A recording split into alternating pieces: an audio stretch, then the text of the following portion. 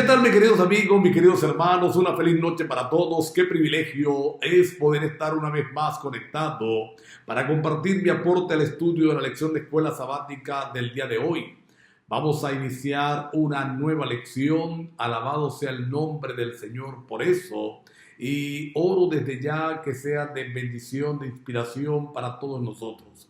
Que al estudiarlas, Dios hable a nuestra mente, a nuestro corazón. Dios llegue a ser una experiencia real en la vida de cada uno de los que pertenecemos a la escuela sabática. El título del trimestre ha sido El Evangelio de Marcos. Y esta segunda lección, la segunda lección de este tercer trimestre del año 2024, va a llevar como título Un día en el ministerio de Jesús.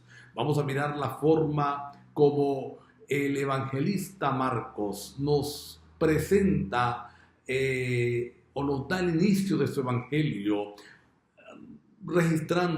narrando un día en la experiencia ministerial de Cristo Jesús. Un día que lo va a presentar a él en forma movida, dando de un lugar a otro, haciendo varias cosas, hablando poco pero haciendo mucho. Y esta es la forma como Marcos va a presentar a Jesús. En la introducción leemos que cada evangelio va a presentarlo de una forma diferente. Cada evangelio tiene su forma peculiar de presentar a Jesús. Marcos lo presenta con este día donde realizó varias cosas, una jornada abundante, agotadora, pero en beneficio del ser humano, de gran bendición para el ser humano. La intención de Marcos, inspirado por el Espíritu Santo, es mostrar un Jesús que está interesado en el ser humano, que está interesado en ti y en mí, que no es un Jesús que está por allá inaccesible, que no es un Jesús que está en un lienzo pintado, sino que es aquel que quiere la salvación de todos nosotros, que anhela la salvación tuya y mía. De hecho, en el capítulo número 1 del Evangelio según San Marcos, el evangelista no va a registrar muchas palabras del maestro. Son pocas las palabras que va a decir, pero cada palabra tiene un significado profundo. Por ejemplo, en el verso 17 vamos a encontrar el llamado que Dios le hace a Simón y Andrés. Dice la palabra de Dios, dice Marcos, que estaban a la orilla de la mar lanzando las redes. Simón y Andrés, Simón que más tarde le pondrían por sobrenombre Pedro, sería reconocido como Pedro, y no hay aquí una alusión a que tenía un barco, a que tenía siervos, herramientas de pesca modernas. Marcos pareciera insinuar que Simón y Andrés no están en la mejor situación, no son prósperos comerciantes, son más bien de la clase más baja, de la clase más necesitada, que están allí pescando, al igual que otros pescadores buscando el sustento diario. Por el contrario, en los versos 19 y 20 vamos a encontrar el llamado que Jesús le hace a Santiago y a Juan. Y aquí vamos a encontrar a Juan en una barca con su padre, con sirvientes que le están ayudando, están remendando las redes, y a ellos también entonces Jesús va a dirigir un llamado.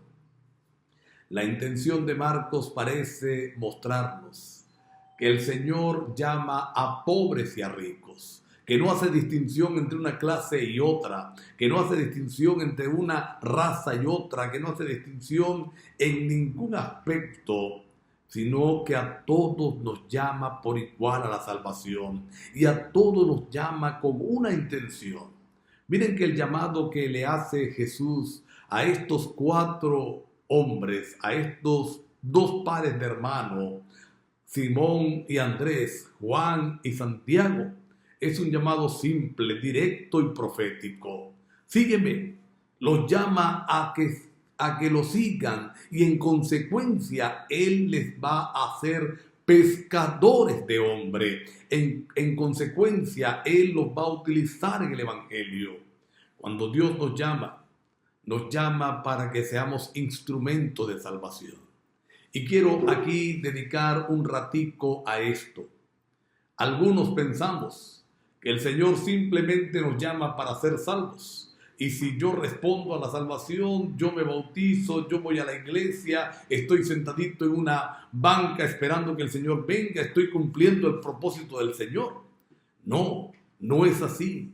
Cuando Dios llama, nos llama no solo para salvarnos, sino para convertirnos en instrumentos de salvación de otros, para convertirnos en instrumentos de salvación de aquellos que perecen en el pecado. Si en estos momentos nosotros hemos sido llamados por Dios, tú has sido llamado por Dios, has aceptado el llamado de Dios, pero no estás haciendo nada para Él, yo quiero decirte que no estás cumpliendo el cometido por el cual el Señor te llamó. Dios no necesita bautizarte ni la iglesia para salvarte. Si Él solamente quisiera salvarte, no necesitará eso. Él te invita a su iglesia, te ingresa a su iglesia para que seas instrumento de salvación. Yo lo ilustro de esta forma, un poquito grotesca, pero para hacerme entender.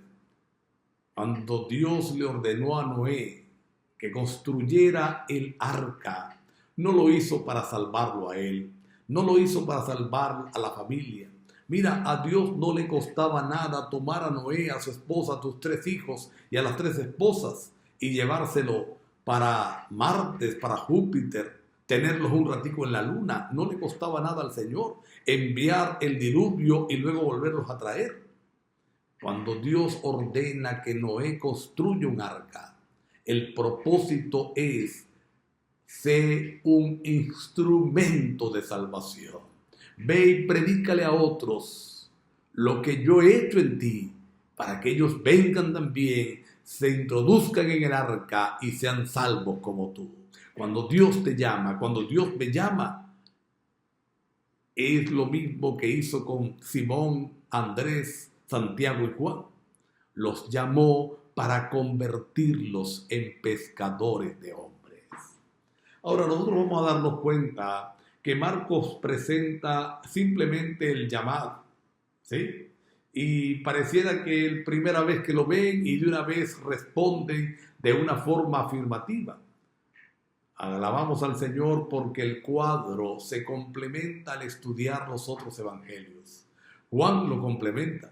Según Juan, ellos habían pasado de ser discípulos de Juan a pasar una noche con Cristo Jesús. Habían conversado con Él, habían experimentado su compañía. Así que la aceptación es una aceptación bien pensada, no es una aceptación alocada, no fue un impulso, fue una decisión de salvación ya llegada al corazón, ya tenida en el corazón. Y a partir de ese momento, sus vidas, mejor dicho, ni la del mundo fue igual, porque Dios los llamó para predicar. No me cansaré de decirlo, no estará nunca de sobra recordar que hemos sido llamados para salvar. Tu llamado y el mío debe servir para que tu vida no sea igual, pero la vida de los que te rodean tampoco, sino que a través del llamado que nos ha hecho, nosotros nos gocemos en compartir con otros lo que Él ha hecho en mí y en ti. ¿Te parece? Vamos a orar para que eso sea así. Querido Padre, gracias por tu misericordia, gracias porque al igual que Simón, Andrés, Santiago y Juan, nosotros podemos afirmar hoy que hemos sido llamados por ti. Nos has invitado a formar parte de tu iglesia, no simplemente para salvarnos, sino para convertirnos en pescadores de hombres, en instrumentos de salvación. Ayúdanos, Padre, a responder afirmativamente en el nombre de Jesús. Amén. Mis queridos amigos, mis queridos hermanos, Dios te bendiga. Nos vemos mañana, Dios mediante.